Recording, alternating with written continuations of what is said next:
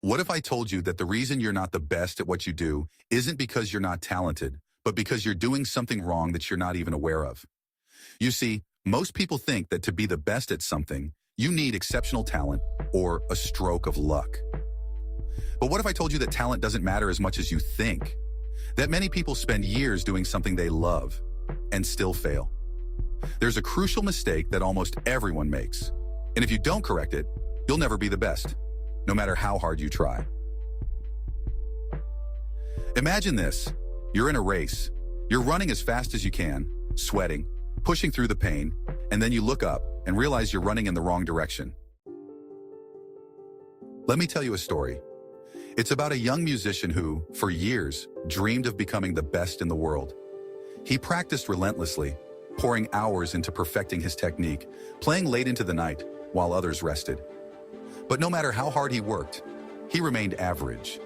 He couldn't break through.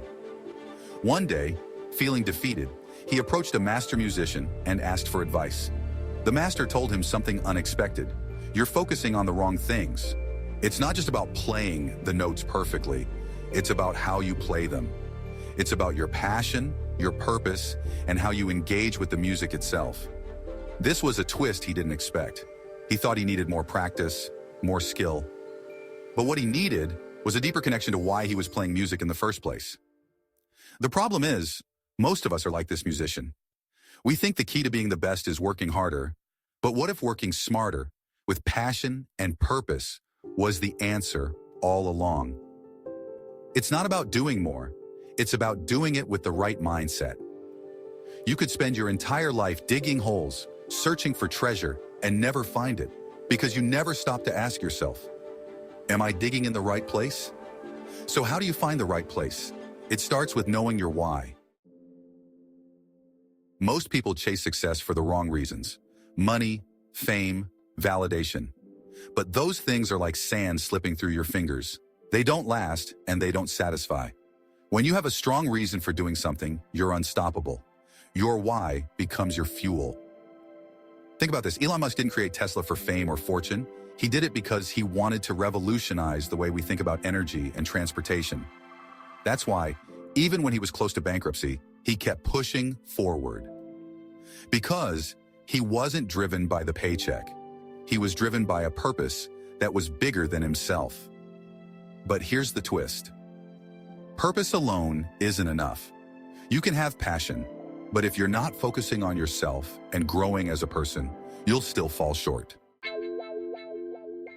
You've heard the saying, work hard at your job and you'll make a living, but work hard on yourself and you'll make a fortune. The truth is, your work reflects who you are. And if you're not working on yourself, no amount of effort at your job will make you the best. Think of Michael Jordan. Sure, he trained harder than almost anyone, but he also worked on his mindset, on his mental game.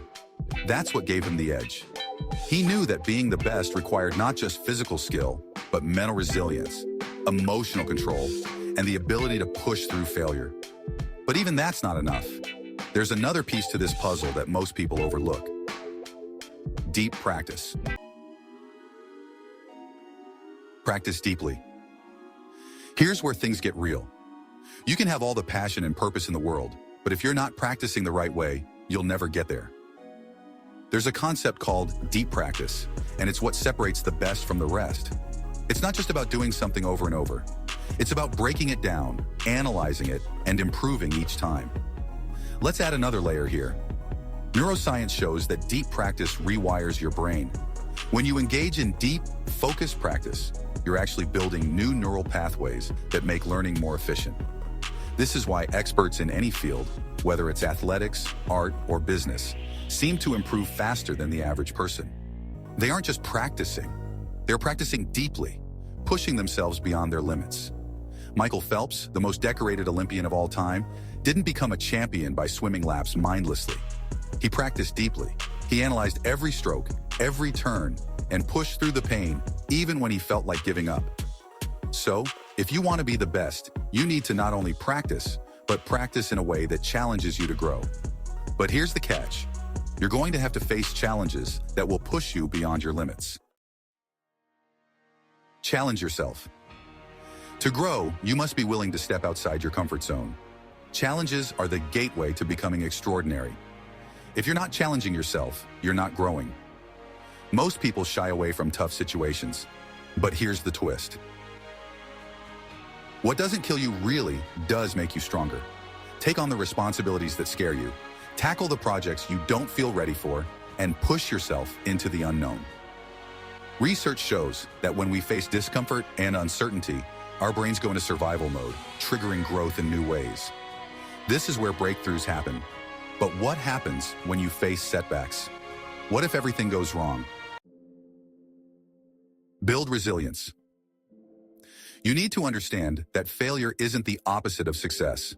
It's part of the journey. Look at J.K. Rowling. Rejected by 12 publishers, broke, and struggling as a single mother, she didn't give up. And neither should you. Resilience isn't just bouncing back. It's bouncing back stronger.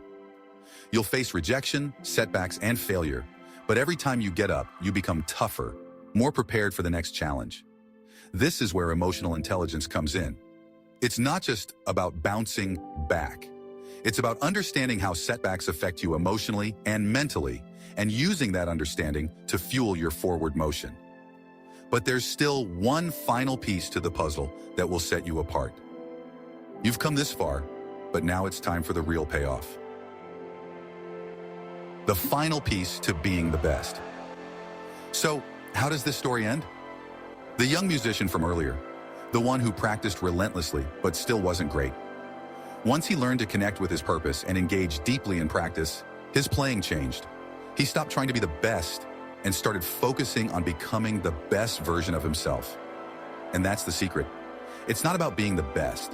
It's about becoming the best. It's about who you become along the way. Success is not a destination. It's a journey of constant growth.